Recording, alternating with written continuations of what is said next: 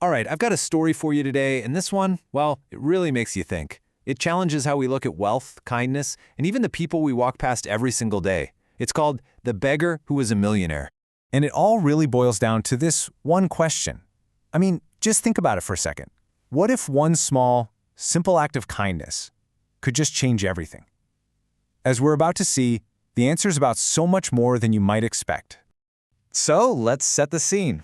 Our story starts with a friendship, a really unlikely one, formed right out in the open, but somehow completely hidden from almost everyone. Picture this, a super busy market, right? Everyone's rushing around, shopping, talking, just living their lives. And right there, in the middle of all that chaos, sits an old man named Oliver.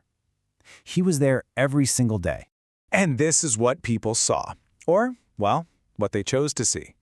You know, the dirty clothes, the tired eyes, his hands shaking a little.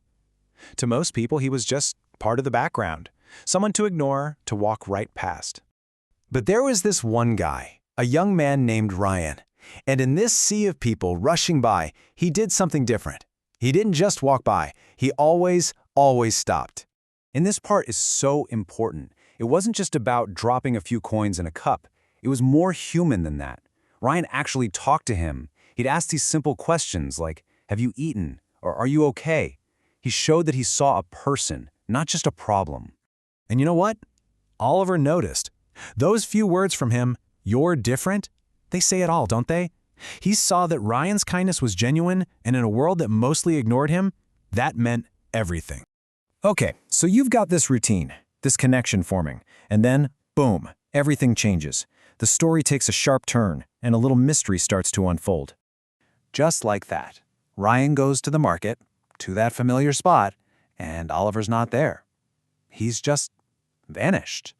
No note, no explanation, just an empty space where he used to be. So Ryan shows up the next day, and the day after that. His spot is still empty. A few more days go by, still nothing. After a whole week, that spot is just vacant. For everyone else, it's like he never existed. But for Ryan, this becomes a real nagging question. Where did he go?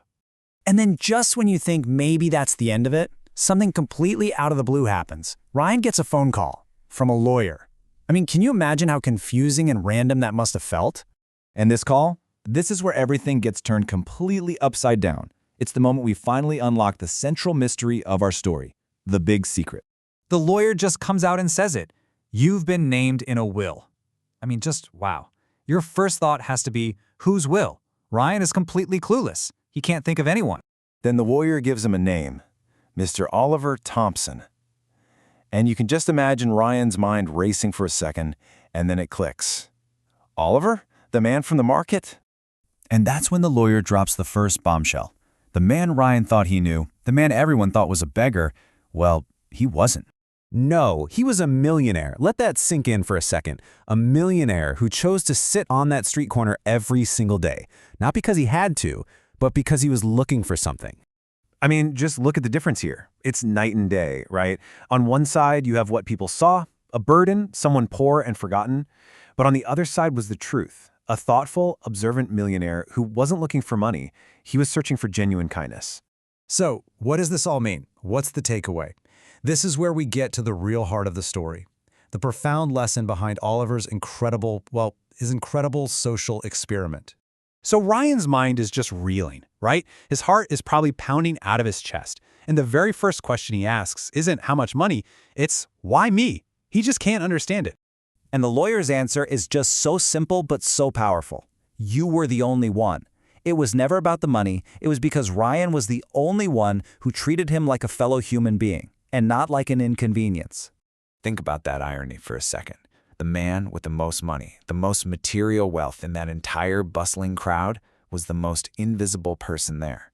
It really makes you question how we decide who's important, doesn't it? And that's really the big lesson here. It's a reminder to treat everyone with basic respect and decency because you just have no idea what their story is. You never know what's really going on behind the scenes. And here's the final piece. Ryan wasn't doing this for show. He wasn't looking for credit or attention. It was just a quiet, consistent act of kindness. Which really leaves us with a final thought to chew on. In a world where so much is a performance, what is the true value of kindness when there's no one around to see